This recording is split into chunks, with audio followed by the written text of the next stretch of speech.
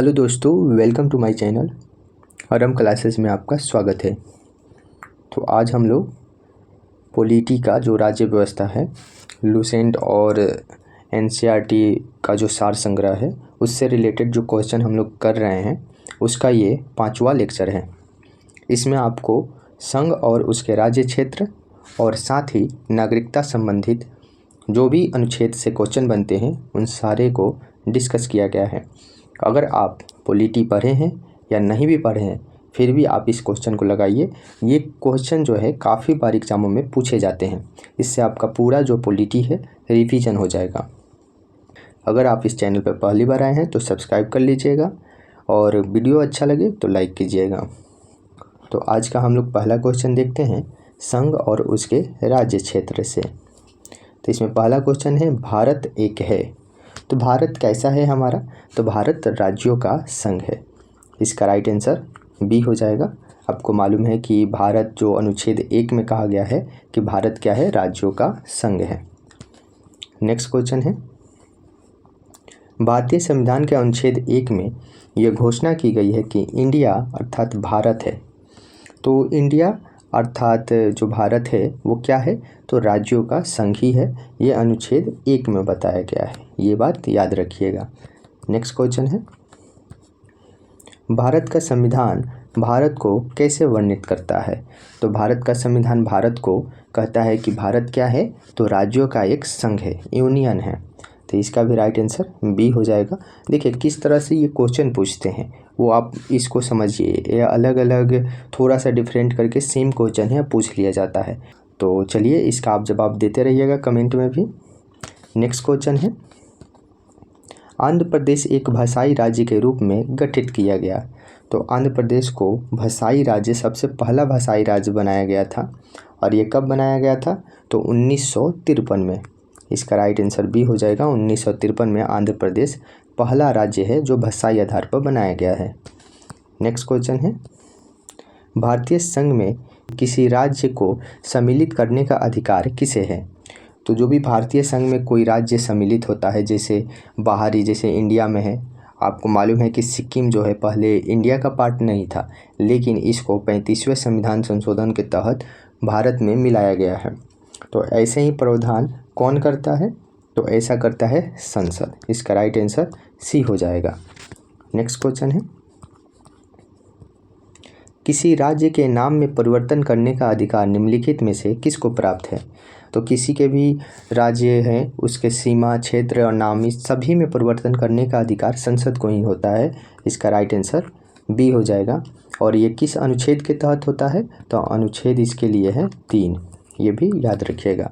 Next question है, राज्यों के पुनर्गठन संबंधित विधेयक को संसद में प्रस्तुत करने से पूर्व किसकी सहमति प्राप्त करना आवश्यक होता है? तो कोई भी राज्यों के पुनर्गठन संबंधित विधेयक होते हैं, उसको अगर संसद में प्रस्तुत किया जाता है तो सबसे पहले अनुमति जो होता है वो राष्ट्रपति की ली जाती है। राष्ट्रपति के पूर्व अनुमति से ये विधेयक आता है। तो इसका राइट आंसर सी हो जाएगा, राष्ट्रपति। नेक्स्ट क्वेश्चन है, नए राज्यों के गठन अथवा सीमा में परिवर्तन करने का अधिकार किसको है? अभी हम बताएं, ये संसद को अधिकार है। और ये किस अनुच्छेद के तहत? अनुच्छेद 3 के तहत। नेक्स्ट क्वेश्चन है, निम्नलिखित में से कौन किसी राज्य का क्षेत्र घटा या बढ़ा सकता है? बिल्कुल, इसका भी राइट आंसर संसद हो जाएगा। नेक्स्ट क्वेश्चन है, 500 से अधिक राजवाड़े देशी रियासतों के भारत में विलय के लिए कौन उत्तरदायी था? तो जो हमारा भारत जो था उसमें काफ़ी देशी रियासतें थी जो अलग अलग बिखरी हुई थी, और इन सभी को मिलाना एक बहुत ही बड़ी काम थी। और ये काम कौन किए थे? तो ये सरदार वल्लभ भाई पटेल ने किया था। इसका राइट आंसर सी हो जाएगा। सरदार वल्लभ भाई पटेल को माना जाता है, इन्होंने ही एकता के रूप में सभी देशी रियासतों को मिलाया और भारत, हमारा अखंड जो भारत है वो बना। और इन्हीं को क्या बोला जाता है? तो लौह पुरुष। ये लौह पुरुष भी इनको बोला जाता है, ये भी याद रखिएगा। तो इसका राइट आंसर सी हो जाएगा। नेक्स्ट क्वेश्चन है, निम्नलिखित जोड़ों में से किसने देशी रियासतों को भारतीय संघ के अंग बनाने में सबसे महत्वपूर्ण भूमिका अदा की? तो अभी हम देखें सरदार वल्लभ भाई पटेल थे और साथ में कौन थे उनके, तो वो थे बीपी मेनन। इसका राइट आंसर बी हो जाएगा। सरदार वल्लभ भाई पटेल की अध्यक्षता में बीपी मेनन ने भी इनका सहयोग करते हुए सभी देशी रियासतों को एक किया था। नेक्स्ट क्वेश्चन है, मूल संविधान में राज्यों को कितने वर्गों में रखा गया था? तो जो मूल संविधान था उसमें राज्यों को 4 वर्गों में रखा गया था। वो 4 राज्य कौन कौन थे? तो ए, बी, सी और डी, इस तरह कैटेगरी में रखा हुआ था। लेकिन जब 1956 का जो आता है राज्य आयोग, राज्य पुनर्गठन आयोग, उसके तहत 14 राज्य और 6 केंद्र शासित प्रदेश बनाए जाते हैं। कब? 1956 में, ये बातें याद रखिएगा। उसके बाद जैसे जैसे ये राज्यों का विखंडन हुआ और अभी फ़िलहाल में 28 राज्य और 8 केंद्र शासित प्रदेश भारत में हैं। नेक्स्ट क्वेश्चन है, भारत संघ में कितने राज्य हैं? तो अभी जो भारत संघ में कितने राज्य हैं? वो 28 राज्य हैं। इसका राइट आंसर ये हो जाएगा। नेक्स्ट क्वेश्चन है, संविधान के परिवर्तन के समय राज्यों को 4 श्रेणियों अ, ब, स तथा द, यही है ABCD कह सकते हैं, में बांटा गया था। इन श्रेणियों को किस वर्ष समाप्त कर दिया गया था? तो 1956 में, जब राज्य पुनर्गठन आयोग आया और उसके चलते 14 राज्य और 6 केंद्र शासित प्रदेश बने, तो ये श्रेणियाँ समाप्त कर दी गई थी। तो इसका राइट आंसर सी हो जाएगा। नेक्स्ट क्वेश्चन है, भाषा के आधार पर राज्य का पुनर्गठन किस वर्ष किया गया था? तो ये किया गया था 1956 में। इसका राइट आंसर ए हो जाएगा। नेक्स्ट क्वेश्चन है, प्रथम भाषाई राज्य किसे बनाया गया था? तो प्रथम भाषाई राज्य अभी हम सबसे पहला ही क्वेश्चन बताए थे, ये आंध्र प्रदेश। इसका राइट आंसर सी हो जाएगा। आंध्र प्रदेश भाषाई आधार पर बनने वाला पहला राज्य है और इसका गठन कब हुआ था? तो 1953 में ही। नेक्स्ट क्वेश्चन है, सर्वप्रथम भाषा के आधार पर आंध्र प्रदेश राज्य का गठन 1953 में हुआ और इसके पूर्व वह एक आंदोलन हुआ था। इस आंदोलन में किसकी मृत्यु हो गई थी? तो इसकी एक कहानी है। जैसे जो आंध्र प्रदेश है वहाँ पे एक विद्रोह चल रहा था और उसी विद्रोह में भूख हड़ताल किए थे। भूख मतलब अनशन पे बैठे थे और उनका नाम था पोत्ती श्री मुल्लू। तो पोत्ती श्री मुल्लू, जो इसका राइट आंसर सी हो जाएगा, ये बैठे थे और इनकी मृत्यु हो जाती है और ये जो आंदोलन था ये काफ़ी भयानक हो जाता है। इसी के चलते पहला राज्य आंध्र प्रदेश को भाषाई आधार पर बना दिया जाता है। तो इसलिए इसका राइट आंसर सी हो जाएगा। नेक्स्ट क्वेश्चन है, मूल संविधान में राज्यों को 4 अलग अलग वर्गों में समाप्त करने के लिए किसकी अध्यक्षता में राज्य पुनर्गठन आयोग की गठन की गई थी? तो अभी बताए राज्य पुनर्गठन आयोग जो बना था वो किसकी अध्यक्षता में? तो फजल अली की अध्यक्षता में ये राज्य पुनर्गठन आयोग बना था, जिसके तहत 14 राज्य और 6 केंद्र शासित प्रदेश बने थे। तो आपको कैसा लग रहा है दोस्तों? अगर अच्छा लग रहा है तो प्लीज़ आप सपोर्ट कीजिए, लाइक कीजिए और इसी तरह हमेशा हर चैप्टर का टॉपिक वाइज वीडियो आते रहेंगे। नॉलेज, फैक्ट और करेंट अफेयर से भी स्टैटिक जीके भी आएंगे। नेक्स्ट क्वेश्चन है, राज्य पुनर्गठन आयोग का गठन किस वर्ष किया गया था? तो राज्य पुनर्गठन आयोग का गठन किया गया था 1953 में। इसका राइट आंसर डी हो जाएगा। 1953 में किया गया था। वैसे ये गठन पूछ रहा है, अगर इसी को जो रिपोर्ट दिया था वो कब दिया था? तो 1956 में। ये बात याद रखिएगा, उसी के तहत राज्य का गठन होता है। नेक्स्ट क्वेश्चन है, भाषागत आधार पर राज्यों के पुनर्गठन के लिए भारत सरकार ने दिसंबर 1953 ईस्वी में राज्य पुनर्गठन आयोग की नियुक्ति की थी, जिसकी रिपोर्ट के आधार पर 1956 में क्या हुआ था? राज्य पुनर्गठन अधिनियम संसद में पारित हुआ था और इस आयोग के अध्यक्ष कौन थे? फजल अली। इसका राइट आंसर ए हो जाएगा, जस्टिस फजल अली। नेक्स्ट क्वेश्चन है, राज्य पुनर्गठन अधिनियम कब पारित हुआ था? तो 1956 में पारित हुआ था, जबकि आया कब था? तो 1953 में। नेक्स्ट क्वेश्चन है, 1956 में राज्य का पुनर्गठन करने से कितने राज्य बने थे? तो 14 राज्य और 6 केंद्र शासित प्रदेश। तो इसका राइट आंसर सी हो जाएगा, 14 राज्य और 6 संघ राज्य क्षेत्र। नेक्स्ट क्वेश्चन है, वर्तमान में भारतीय संघ में राज्य और केंद्र शासित प्रदेश की संख्या क्रमशः कितनी है? तो वर्तमान में कितनी है? तो 28 राज्य है और 8 केंद्र शासित प्रदेश है। इसका राइट आंसर डी हो जाएगा। नेक्स्ट क्वेश्चन है, भारत में इस समय शासित है। तो भारत में 28 राज्य और 8 केंद्र शासित प्रदेश अभी फिलहाल में है। इसका राइट आंसर बी हो जाएगा। नेक्स्ट क्वेश्चन है, निम्नलिखित में से कौन सा संघ राज्य क्षेत्र नहीं है? संघ राज्य क्षेत्र मतलब केंद्र शासित प्रदेश नहीं है इसमें। तो लक्षद्वीप तो है, पुडुचेरी भी है, दादर एवं नगर हवेली भी है। नागालैंड क्या है? तो ये हमारा एक राज्य है, न कि केंद्र शासित प्रदेश। इसका राइट आंसर डी हो जाएगा। ये नागालैंड क्या है? तो राज्य है। नेक्स्ट क्वेश्चन है, निम्नलिखित में से कौन भारत का एक केंद्र शासित प्रदेश नहीं है? तो इसमें भी वही है, जैसे चंडीगढ़ है, पुडुचेरी है, लक्षद्वीप भी है, त्रिपुरा नहीं है। तो इसका राइट आंसर बी हो जाएगा। नेक्स्ट क्वेश्चन है, निम्नलिखित में से कौन केंद्र शासित प्रदेश नहीं है?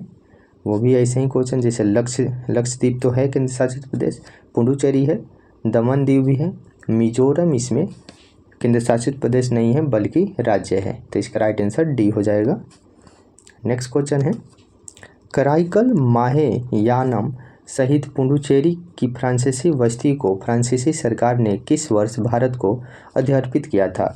मतलब भारत को सौंप कर चले गए थे। तो आपको मालूम है कि पुडुचेरी जो है वो केंद्र शासित प्रदेश है। इसके तहत 4 राज्य आते हैं, 4 जिले आते हैं, कराईकल, माहे, यामन और पुडुचेरी। और आपको मालूम है कि ये 3 राज्यों में विस्तृत है। आपको अगर देखिएगा पुडुचेरी तो ये है तमिलनाडु में, आंध्र प्रदेश में और केरल में। तो ये 3 राज्यों में बिखरा हुआ है। और इसको कब फ्रांसीसी ने देकर चले गए थे? तो उनका डेट था 1954 में। इसका राइट आंसर बी हो जाएगा। अक्सर ऐसे क्वेश्चन पूछ जाएगा तो आप लोग फंस सकते हैं, इसलिए आप याद रखिएगा। नेक्स्ट क्वेश्चन है, पुडुचेरी को किस वर्ष भारतीय संघ में शामिल किया गया था? तो पुडुचेरी को शामिल किया गया था 1962 में। इसका राइट आंसर सी हो जाएगा। वो देकर तो चले गए, लेकिन भारतीय राज्य में जो मिलाया गया है उसको, पुडुचेरी को एक केंद्र शासित प्रदेश के रूप में, वो 1962 में मिलाया गया है। नेक्स्ट क्वेश्चन है, किस वर्ष गोवा सहित अन्य पुर्तगाली बस्तियों को भारतीय संघ का राज्य क्षेत्र बनाया गया था? तो ये 1961 में। जैसे आपको मालूम है कि गोवा जो 1961 में आज़ाद होता है और उसे अपना भारत का एक राज्य बनाया जाता है। नेक्स्ट क्वेश्चन है, संविधान लागू होने के पश्चात निम्नलिखित में से कौन सी भारतीय संघ का एक आरक्षित राज्य था? तो जब संविधान लागू हुआ था उस टाइम भारतीय संघ का एक राज्य था, वो कौन सा था? तो वो सिक्किम। इसका राइट आंसर डी हो जाएगा। अर्थात आपको मालूम है कि जो सिक्किम राज्य है वो संविधान संशोधन के तहत मिलाया गया है और इसको पहले बनाया गया था सह राज्य, उसके बाद 36वें संविधान संशोधन से पूर्ण राज्य बना दिया गया था। 35वें संविधान संशोधन से। तो इसका राइट आंसर डी हो जाएगा। नेक्स्ट क्वेश्चन है, सिक्किम को किस वर्ष भारतीय संघ में संयुक्त राज्य के रूप में शामिल किया गया था? देखिए वही क्वेश्चन आ गया, किस वर्ष किया गया था? तो 1974 में। इसका राइट आंसर सी हो जाएगा। और संविधान संशोधन कौन था? 35वां संविधान संशोधन था। तो 1974 में 35वें संविधान संशोधन के तहत संयुक्त राज्य मतलब सहायक राज्य के रूप में बनाया जाता है और वहीं 1 साल के बाद 1975 में इसे पूर्ण राज्य के रूप में मान लिया जाता है। नेक्स्ट क्वेश्चन है, किस संवैधानिक संशोधन के अंतर्गत सिक्किम को भारत का एक राज्य सह राज्य बनाया गया था? सह राज्य वही पूछ दिया है, तो 35वां। इसका राइट आंसर बी हो जाएगा। नेक्स्ट क्वेश्चन है, हिमाचल प्रदेश को राज्य का दर्जा प्रदान किया गया था, तो कब? 1970 में। ये बात याद रखिएगा, कभी कभी पूछ लेता है कि हिमाचल प्रदेश को राज्य का दर्जा कब मिला? तो 1970 में। नेक्स्ट क्वेश्चन है, किसी आयोग की अनुशंसा के आधार पर पंजाब पुनर्गठन अधिनियम द्वारा पंजाब और हरियाणा राज्य गठित हुआ था। तो ये दोनों राज्य गठित हुए थे किस आयोग के? तो धर आयोग। इसका राइट आंसर ए हो जाएगा। धर आयोग के तहत पंजाब और हरियाणा राज्य का गठन किया गया था। नेक्स्ट क्वेश्चन है, निम्नलिखित में से किस वर्ष सिक्किम को राज्य का दर्जा दिया गया था? तो सिक्किम को राज्य का दर्जा दिया गया था 1975 में और कौन सा संविधान संशोधन था? तो 36वां संविधान संशोधन था। नेक्स्ट क्वेश्चन है, भारतीय संघ में शामिल किया गया था 29वां राज्य। तो 29वां राज्य के रूप में किसे बनाया गया था? तो वो बनाया गया था तेलंगाना। आपको मालूम है कि तेलंगाना है जो 2014 में बना है आंध्र प्रदेश से टूटकर। ये 29वां राज्य था, लेकिन फिलहाल में 28 ही राज्य है, क्योंकि जम्मू कश्मीर को हटाकर केंद्र शासित प्रदेश बना दिया गया है। नेक्स्ट क्वेश्चन है, झारखंड राज्य का गठन कब हुआ था? तो झारखंड राज्य का गठन होता है कब? तो ये होता है 15 नवंबर 2000 को। तो इसका राइट आंसर सी हो जाएगा, 15 नवंबर 2000। और 2000 ईस्वी में 3 राज्य का गठन हुआ है। 1 नवंबर 2000 को छत्तीसगढ़, और 9 नवंबर 2000 ईस्वी को उत्तराखंड, और वहीं 15 नवंबर को क्या हो गया? तो झारखंड। तो इस तरह से ये तीनों राज्य का जो गठन होता है वो 2000 ईस्वी में ही होता है। ये पूछता है क्वेश्चन, ऐसा पूछा भी गया है। नेक्स्ट क्वेश्चन है, सिक्किम भारत का 22वां राज्य बना। सिक्किम जो 22वां राज्य बना था वो 36वें संविधान संशोधन के तहत। इसका राइट आंसर डी हो जाएगा। नेक्स्ट क्वेश्चन है, उत्तराखंड राज्य के सृजन के समय 11वें वित्त आयोग ने इसे निम्नांकित दर्जा का प्राप्त दर्जा दिया था, निम्नांकित राज्य का दर्जा दिया था। तो उत्तराखंड जो था वो 11वें वित्त आयोग ने दिया था इसका दर्जा, और वो किस रूप में? तो विशेष वर्ग के राज्य के रूप में। तो विशेष राज्य का दर्जा दिया था उत्तराखंड को 11वें वित्त आयोग ने। नेक्स्ट क्वेश्चन है, किसी राज्य से कोई क्षेत्र पृथक कर या दो से अधिक राज्यों को मिलाकर किसी राज्य क्षेत्र को किसी राज्य के साथ मिलाकर नए राज्यों का निर्माण करना कौन कर सकता है? तो ये बेसिकली क्वेश्चन पूछ रहा है कि अगर 2 राज्य हैं उसको मिलाकर कोई क्षेत्र बना देना, या किसी राज्य का किसी राज्य में क्षेत्र दे देना, या उनके नाम में परिवर्तन कर देना, ये सारे काम करता है संसद। तो इसका राइट आंसर बी हो जाएगा। नेक्स्ट क्वेश्चन है, भारत में एक नए राज्य सृजित करने वाले विधेयक को पारित होना अनिवार्य है। तो कोई भी विधेयक जो आता है राज्य पुनर्गठन के लिए, राज्य को सृजित करने के लिए, बनाने के लिए, तो उसे पारित होना अनिवार्य है। कहाँ से? तो इसमें आप देखिएगा कि संसद के साधारण बहुमत से। इसका राइट आंसर बी हो जाएगा। इसे कौन पारित कर सकता है? तो सिर्फ संसद, और वो भी कैसे? तो साधारण बहुमत से ही पारित कर सकता है। तो इसका राइट आंसर बी हो जाएगा। जबकि इसमें कोई ऐसा नहीं है कि 2/3 राज्यों का सहमति हो या संसद की विशेष बहुमत हो, ऐसा नहीं। इसमें संसद के साधारण बहुमत से राज्यों का गठन, सृजन या उनके नाम में परिवर्तन कर सकती है संसद। नेक्स्ट क्वेश्चन है, संविधान के प्रथम अनुच्छेद के अनुसार भारत है। तो भारत क्या है? राज्यों का एक संघ है, अर्थात राज्यों का यूनियन। इसका राइट आंसर डी हो जाएगा। नेक्स्ट क्वेश्चन है, वही राज्यों का फेडरेशन बोलता है, तो ये कहाँ पे है? तो ये है अमेरिका में। अमेरिका में आपको मालूम है कि 50 जो सीनेट है, और वहाँ पे जो वहाँ के राज्य हैं वो अलग हो सकते हैं, इसीलिए वहाँ पे फेडरेशन है। नेक्स्ट क्वेश्चन है, नीचे दिए गए राज्यों का भारत संघ के संपूर्ण राज्य का दर्जा प्राप्त होने की सही कालानुक्रम क्या है? तो चलिए तो इसमें हो जाएगा नागालैंड, सबसे पहले नागालैंड, हरियाणा, सिक्किम और अरुणाचल प्रदेश। इसका राइट आंसर बी हो जाएगा कि जब वो राज्यों को विशेष राज्य की दर्जा मिली तो सबसे पहले नागालैंड को मिली, और ये सबसे पहले आप देखेंगे 371 ए में ही है नागालैंड। उसके बाद हरियाणा को मिलता है, सिक्किम को मिलता है और अरुणाचल प्रदेश को मिलता है। तो इसका राइट आंसर बी हो जाएगा।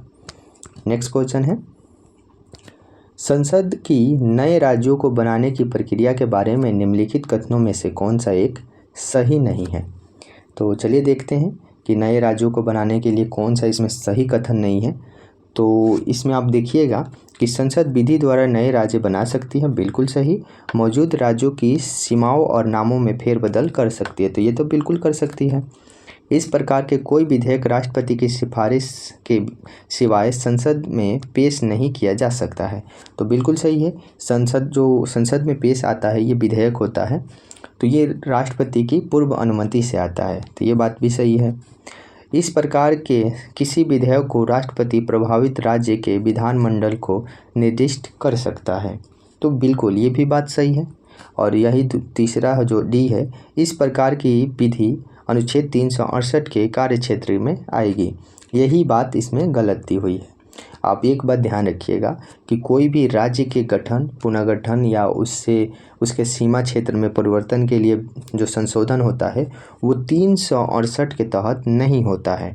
ये उसी अनुच्छेद 4 के तहत संसद कर सकती है, वहाँ पे जिक्र है। तो इसका जिक्र क्या है, अनुच्छेद 368 में नहीं है। ये काफ़ी कन्फ्यूजिंग क्वेश्चन है और ऐसा क्वेश्चन पूछ देगा तो काफ़ी लोग फंसेंगे, इसलिए याद रखिएगा। और इसका राइट आंसर हो जाएगा डी, इसका संशोधन अनुच्छेद 368 के तहत नहीं किया जाता है। नेक्स्ट क्वेश्चन है, राज्य पुनर्गठन आयोग की सिफारिश के अनुसार भारतीय राज्यों का व्यापक पुनर्गठन कब किया गया था? तो कब किया गया था? तो 1956 में किया गया था। इसका राइट आंसर बी हो जाएगा। नेक्स्ट क्वेश्चन है, मध्य प्रदेश राज्य का गठन कब हुआ था? तो मध्य प्रदेश राज्य का गठन कब हुआ था ये अब पूछ रहा है, तो इसका हुआ था 1 नवंबर 1956 को ही हुआ था। इसका राइट आंसर सी हो जाएगा। नेक्स्ट क्वेश्चन है, देखिए MPPCS में पूछा हुआ है। इसी तरह हर स्टेट का आप याद रखिएगा, जिस स्टेट में हो आप देख लीजिएगा, क्योंकि ऐसे क्वेश्चन बन जाते हैं। नेक्स्ट क्वेश्चन है, भारतीय संविधान भारत का वर्णन किस रूप में करता है? तो राज्यों का संघ के रूप में करता है, अनुच्छेद 1 में। अनुच्छेद 1 में। नेक्स्ट क्वेश्चन है, हरियाणा राज्य कब बना? तो हरियाणा राज्य कब बना? ये बना था 1 नवंबर 1966 को। इसका राइट आंसर ए हो जाएगा।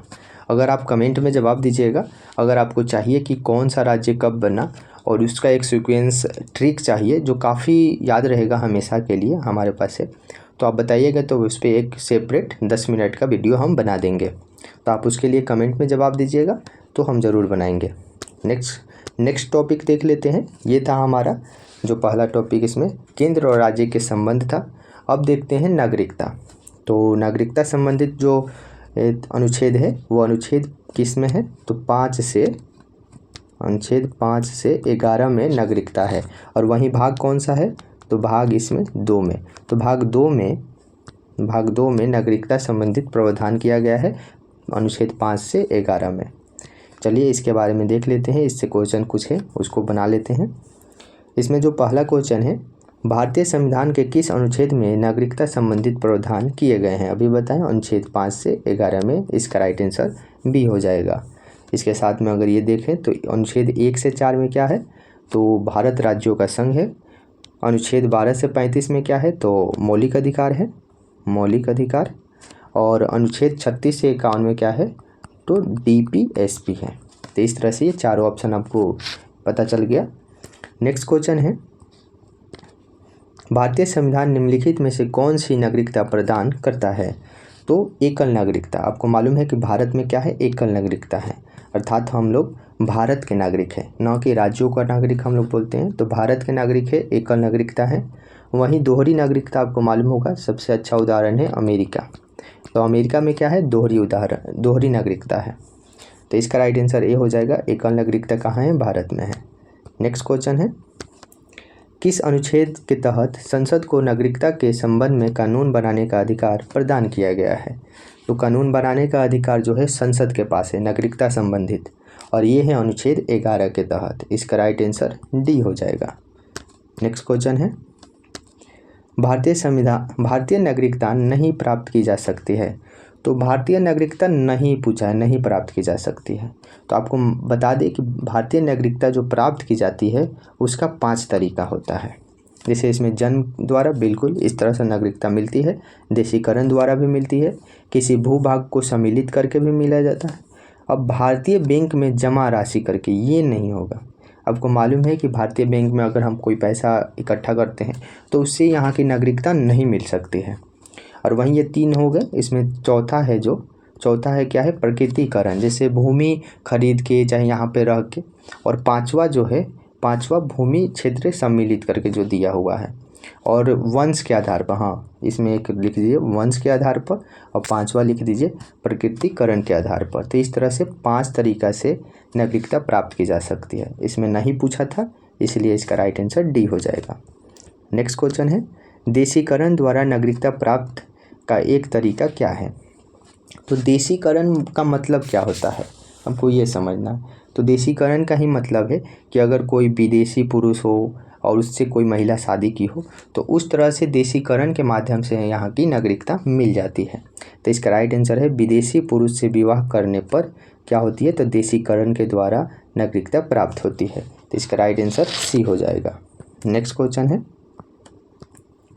नागरिक बनने की निम्नलिखित शर्तों में एक आवश्यक शर्त क्या है? तो इसका आवश्यक शर्त क्या है, तो राज्यों की सदस्यता। इसका राइट आंसर ए हो जाएगा। राज्यों की सदस्यता बनना पड़ेगा, सदस्यता लेनी पड़ेगी, तभी यहाँ की भारत की नागरिकता प्राप्त होगी। तो इसका राइट आंसर ए हो जाएगा। नेक्स्ट क्वेश्चन है, पाकिस्तान से आकर भारत में नागरिकता प्राप्त करने संबंधित प्रावधान का वर्णन निम्नलिखित में से किस अनुच्छेद में वर्णित है? तो जो भी पाकिस्तान से भारतीय आए, ये ऐसा रूल है, तो उनको भारत में नागरिकता जो मिलती है वो किस अनुच्छेद के तहत मिलती है पूछ रहा है, तो अनुच्छेद 6 के तहत। इसका राइट आंसर ए हो जाएगा। और वहीं अगर पूछे कि भारत से जो पाकिस्तान जाते हैं व्यक्ति, उनकी नागरिकता के संबंध में जो प्रावधान है वो है अनुच्छेद 7 में। तो ये दोनों अनुच्छेद याद रखिएगा कि 6 में पाकिस्तान से भारत आए और 7 में भारत से पाकिस्तान गए। तो इस तरह ये दोनों अनुच्छेद याद हो जाएगा। इसका राइट आंसर ये हो जाएगा। नेक्स्ट क्वेश्चन है, नागरिकता में लोप होने का एक नियम है। तो नागरिकता में लोप होने का नियम क्या है? तो लोप का मतलब होता है देशद्रोह। ये जो लोप होता है इसका मतलब होता है देशद्रोह, जान लीजिए। तो देशद्रोह के द्वारा जो क्या है, अगर अपराधी सिद्ध हो जाता है, देशद्रोह सिद्ध हो जाता है, तो नागरिकता खत्म हो जाती है। तो इसी का एक पूछा है, इसका राइट आंसर हो जाएगा बी। देशद्रोह या अपराध सिद्धि होने पर क्या होगा, तो भारत की नागरिकता खत्म हो जाएगी। इसका राइट आंसर बी हो जाएगा। नेक्स्ट क्वेश्चन है, एक व्यक्ति नागरिकता के अधिकार कैसे खो सकता है? एक कारण हो तो यह कारण हो सकता है, एक कारण क्या हो सकता है कि भारत की नागरिकता खो दे, तो उसके लिए कारण है एक व्यक्ति दूसरे राज्य की नागरिकता ले ले तो इसका राइट आंसर बी हो जाएगा। कोई व्यक्ति क्या होता है कि दूसरे राज्य, कहने का मतलब देश है, दूसरे देश में जाकर नागरिकता ले लेता है, तो पुनः यहाँ पर नागरिकता जो होती है भारत में ख़त्म हो जाती है उसकी। तो इसका राइट आंसर बी हो जाएगा। नेक्स्ट क्वेश्चन है, निम्नलिखित में से कौन सी शर्त भारत की नागरिकता प्राप्त करने के लिए नहीं है? तो भारत की नागरिकता प्राप्त हम लोग 5 तरीक़ों से करते हैं। इसमें से पूछ रहा है कौन सा वो तरीका है जिससे हम नागरिकता प्राप्त नहीं कर सकते हैं। अधिवास से तो कर सकते हैं, यहाँ वास करके। पंजीकरण से भी कर सकते हैं। वंशानुक्रम कहने का मतलब वंश के आधार पर भी कर सकते हैं, जैसे मम्मी पापा अगर यहाँ के हैं तो। और तीसरा जो ये संपत्ति स्वामित्व है, इसके आधार पर हम यहाँ का नागरिकता नहीं ले सकते हैं। अगर हमारे पास संपत्ति हो जाए, धन पैसा आ जाए, तो इसके आधार पर यहाँ नागरिकता नहीं मिलेगी। इसका राइट आंसर डी हो जाएगा। नेक्स्ट क्वेश्चन है, भारत की नागरिकता निम्नलिखित में से किस प्रकार प्राप्त की जा सकती है? तो जन्म के आधार पर, वंश के आधार पर, देशीकरण के आधार पर, ये तीनों तरीका है। इसका राइट आंसर डी हो जाएगा। नेक्स्ट क्वेश्चन है, नागरिकता प्राप्त करने और खाने के विषय में विस्तार से चर्चा कहाँ की गई है? तो ये कहाँ की गई है, जो नागरिकता संबंधित जो विचार हैं और इसके बारे में जो प्रावधान है, तो ये की गई है 1955 के नागरिकता कानून में। तो इसका राइट आंसर बी हो जाएगा। 1955 के जो नागरिकता कानून बना है उसमें चर्चा है कि यहाँ खाने के विषय क्या हैं, वहाँ पे कैसे नागरिकता मिलेगी, ये सारे विषय जो हैं 1955 के नागरिकता कानून में है। नेक्स्ट क्वेश्चन है, किसी व्यक्ति की भारतीय नागरिकता निलंबित की जा सकती है? तो भारतीय नागरिकता निलंबित की जा सकती है, ऐसा पूछ रहा है। तो ये किया जा सकता है किसके तहत? तो इसमें आगे देख लेते हैं। यह कोई व्यक्ति स्वेच्छा से दूसरे देश की नागरिकता ग्रहण कर ले तो, बिल्कुल सही। यदि वह नागरिकता का दायित्व से परिचित नहीं हो तो, ये बात नहीं है। नागरिकता के दायित्व हम पाल लो कि हम नागरिकता के बारे में नहीं जानते तो थोड़ी है कि नागरिकता ख़त्म की जाएगी, नहीं ना। तीसरा जो कह रहा है, यदि भारत सरकार को यह विश्वास हो जाए कि नागरिकता छलपूर्वक प्राप्त की गई है, बिल्कुल सही, ये भी बात सही है। अगर छलपूर्वक प्राप्त की गई होगी, जांच में पता चल जाता है, तो उसकी नागरिकता रद्द कर दी जाएगी। चौथा है, यदि कोई व्यक्ति जन्म से देश का नागरिक है किंतु किसी विदेशी राष्ट्र से युद्ध के दौरान वह शत्रु की सहायता पहुंचाने की गतिविधि में लिप्त हो, तो बिल्कुल सही है, यही है तो देशद्रोह, तो ये भी सही है। तो इस तीनों तरीका से वो क्या होगा, नागरिकता से निलंबित कर दिया जाएगा। तो इसका राइट आंसर हो जाएगा 1, 3 और 4। देख लेते हैं कूट में, तो 1, 3 और 4 ये दिया हुआ है, राइट आंसर इसका सी हो जाएगा। नेक्स्ट क्वेश्चन है, नागरिकता संशोधन अधिनियम 1992 के अनुसार क्या क्या किया गया था। तो नागरिकता संशोधन अधिनियम 1992 के तहत क्या है, तो भारत के बाहर पैदा होने वाले बच्चों को यदि उनकी माँ भी भारतीय हैं तो उसे भारतीय नागरिकता प्राप्त की जाएगी। ये प्रावधान किया गया है 1992 के नागरिकता संशोधन अधिनियम से। तो इसका राइट आंसर सी हो जाएगा। नेक्स्ट क्वेश्चन है, कितने वर्ष तक लगातार बाहर रहने पर नागरिकता समाप्त की हो जाती है। तो अगर आप भारत से लगातार 7 वर्षों तक अगर बाहर रहते हैं तो आपकी नागरिकता रद्द कर दी जाती है। तो इसका राइट आंसर सी हो जाएगा, 7 वर्ष लगातार। ये नहीं कि आप 3 साल 4 साल रहे फिर आके फिर गए और इस तरह से आप 10-15 साल रह गए, तो ऐसे नहीं। अगर लगातार आप 7 वर्षों तक भारत से बाहर हैं तो आपकी नागरिकता ख़त्म हो सकती है। इसका राइट आंसर सी हो जाएगा। नेक्स्ट क्वेश्चन है, ऐसे सभी व्यक्ति जो किस सन से यहाँ डेट दिया है उसके पश्चात भारत में जन्म लिया हो और उसे जन्मजात भारतीय नागरिकता समझा जाएगा। तो कितने जो सन है, किस वर्ष से जो यहाँ पे जन्म लेते हैं उनको भारतीय नागरिकता स्वतः मिल जाती है, तो 26 जनवरी 1950 से, जिस दिन हमारा संविधान लागू होता है 26 जनवरी 1950, उसके बाद यहाँ पे जो भी जन्म लेता है उनको स्वतः ही यहाँ की नागरिकता मिल जाती है, अगर उनके माता पिता यहीं के हैं तो। नेक्स्ट क्वेश्चन है, निम्नलिखित में से किस स्थिति में किसी भारतीय व्यक्ति को नागरिकता समाप्त हो सकती है। तो भारतीय नागरिकता समाप्त हो सकती है किस तरह से, तो त्याग द्वारा भी, प्रवासन पर भी और वंचित किए जाने पर भी। इसका तीनों हो जाएगा उपयुक्त सभी। तीनों तरीका से देश की जो नागरिकता है वो समाप्त की जा सकती है। तो याद रखिएगा कि समाप्त करने का तरीका कितना है, 3। नेक्स्ट क्वेश्चन है, निम्न में से किस स्थिति में किसी व्यक्ति को भारतीय नागरिकता से वंचित नहीं किया जा सकता है। तो निर्वाचन के दौरान बिल्कुल नहीं, ऐसा कभी थोड़ी है कि हमारी नागरिकता ख़त्म की जाती है। आपातकाल के दौरान भी नहीं होती है, युद्ध के दौरान भी, अर्थात उपयुक्त सभी हो जाएगा। किसी भी समय इस यहाँ की नागरिकता ख़त्म नहीं की जा सकती है, आपात हो, युद्ध हो या निर्वाचन हो। नेक्स्ट क्वेश्चन है, भारतीय संविधान में नागरिकता के प्रावधान कब लागू हुए थे। तो ये हुए थे 1949 में। इसका राइट आंसर बी हो जाएगा। 1949 में क्या हुआ था, तो यहाँ पे नागरिकता संबंधित प्रावधान लागू हुए थे। आपको ये क्यों लग रहा है, क्योंकि आपको मालूम है कि 26 नवंबर 1949 को क्या हुआ था, 26 नवंबर 1949 को हमारा भारतीय संविधान जो है बन के तैयार हुआ था। और इसी दिन कुछ जो है यहाँ के अनुच्छेदें थी उसमें की वो लागू हो गई थी। उसी में जो नागरिकता संबंधित जो अनुच्छेद थे वो लागू किए गए थे, अर्थात अनुच्छेद 5 जो था वो लागू किया गया था। तो इस तरह से क्या होगा कि हमारी जो नागरिकता प्रावधान है वो 1949 से ही लागू है। नेक्स्ट क्वेश्चन है, भारतीय संविधान के अंतर्गत भारत के नागरिकों को वे कौन से अधिकार प्राप्त हैं जो गैर नागरिकों को नहीं है। तो ये काफ़ी इंटरेस्टेड क्वेश्चन है। इसमें आप देखिएगा कुछ सार्वजनिक पदों की पात्रता, तो बिल्कुल सही। इसमें क्या है कि ये कुछ नागरिकों को जो है भारतीय नागरिकों को प्राप्त है लेकिन गैर नागरिकों को नहीं प्राप्त है। संसद और विधानमंडल में सदस्य होने की नागरिकता, ये भी बिल्कुल सही है। अनुच्छेद 15, 16 और 19 द्वारा प्रदत्त मौलिक अधिकार, ये बात भी सही है, ये सिर्फ भारतीय नागरिकों को प्राप्त है, 15, 16 और 19 जो मौलिक कर्तव्य है। नेक्स्ट, तो इसका राइट आंसर हो जाएगा डी, उपयुक्त सभी। नेक्स्ट क्वेश्चन है, संविधान द्वारा प्रदत्त नागरिकता के संबंध में संसद ने एक व्यापक नागरिकता अधिनियम कब बनाया था। तो ये बना था 1955 में। अभी हम कुछ देर पहले देखे थे कि नागरिकता संबंधित जो अधिनियम है 1955 में आया था। नेक्स्ट क्वेश्चन है, भारत में एकल नागरिकता की अवधारणा अपनाई गई है। तो एकल नागरिकता की अवधारणा अपनाई है हम लोग कहाँ से, तो ब्रिटेन से, अर्थात इंग्लैंड इसका राइट आंसर सही हो जाएगा।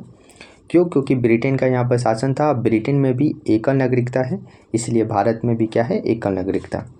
नेक्स्ट क्वेश्चन है, भारत में रहने वाली ब्रिटिश नागरिकता दावा नहीं कर सकती है। तो ब्रिटिश नागरिक जो है वो दावा नहीं कर सकती है किस चीज़ के लिए? तो व्यापार और व्यवसाय की स्वतंत्रता का अधिकार। बिल्कुल इसका राइट आंसर यही हो जाएगा। जो भी ब्रिटिश नागरिक है वो ये दावा नहीं कर सकते हैं कि यहाँ पे व्यवसाय करे या स्वतंत्रता का अधिकार हो व्यवसाय करने का या व्यापार करने का। क्यों? क्योंकि वहाँ पे भारत के नागरिक ही ऐसा करेंगे। अगर वैसा करना भी है तो सरकार की इजाज़त लेकर। नेक्स्ट क्वेश्चन है, किस देश में दोहरी नागरिकता का सिद्धांत स्वीकार किया गया है? तो दोहरी नागरिकता के संविधान जो स्वीकार किया गया है वो आपको मालूम है अमेरिका में है दोहरी नागरिकता। तो इसका राइट आंसर डी हो जाएगा। संयुक्त राज्य अमेरिका में क्या है? दोहरी नागरिकता का प्रावधान है। वहीं भारत, ऑस्ट्रेलिया और कनाडा में क्या है? एकल नागरिकता। नेक्स्ट क्वेश्चन है, नागरिकता निम्नलिखित में से किस विधि द्वारा प्राप्त की जा सकती है? तो इसमें दिया हुआ है जैसे जन्म के आधार पर, बिल्कुल अनुवांशिकता के आधार पर अर्थात वंश के आधार पर, ये भी सही है। पंजीकरण के द्वारा भी है, अनुरोध करके, ये नहीं है आप किसी से रिक्वेस्ट करके यहाँ की नागरिकता नहीं ले सकते हैं। तो इसका राइट आंसर हो जाएगा 1, 2 और 3। इसका राइट आंसर हो गया बी। तो इस तरह आप यहाँ की नागरिकता ले सकते हैं। नेक्स्ट क्वेश्चन है, नागरिकता प्राप्त करने के लिए शर्तें निर्धारित करने वाला सक्षम निकाय कौन सा है? तो ये नागरिकता संबंधित प्रावधान कौन करता है? तो संसद करती है। इसका राइट आंसर सी हो जाएगा। संसद ही नागरिकता संबंधित कानून बनाती है और उसमें बदलाव करती है। तो ये थे नागरिकता संबंधित कुछ क्वेश्चन और ये काफ़ी इम्पोर्टेंट थे। आपको 2 टॉपिक से आज हुआ है, आप इसको रिवीजन करिए। अगर कुछ नहीं समझ में आया हो एक बार और देख लीजिएगा, आपको पूरा क्लियर हो जाएगा। आपका गारंटी है कि एग्जाम में एक भी क्वेश्चन छूटने वाला नहीं है। तो इस तरह से फिर से अगला वीडियो आएगा। अगला वीडियो काफ़ी इम्पोर्टेंट है क्योंकि मौलिक अधिकार से आएगा वो वीडियो। अब मौलिक अधिकार आपको मालूम है कि बहुत ही इम्पोर्टेंट चैप्टर है क्योंकि इससे हमेशा क्वेश्चन पूछा जाता है। तो इसलिए आप इसको नेक्स्ट वीडियो के लिए सब्सक्राइब कर लीजिए, बेल आइकन प्रेस कर लीजिए और अच्छा वीडियो लगे तो लाइक कीजिएगा। चलिए मिलते हैं अगले वीडियो में। जय हिंद।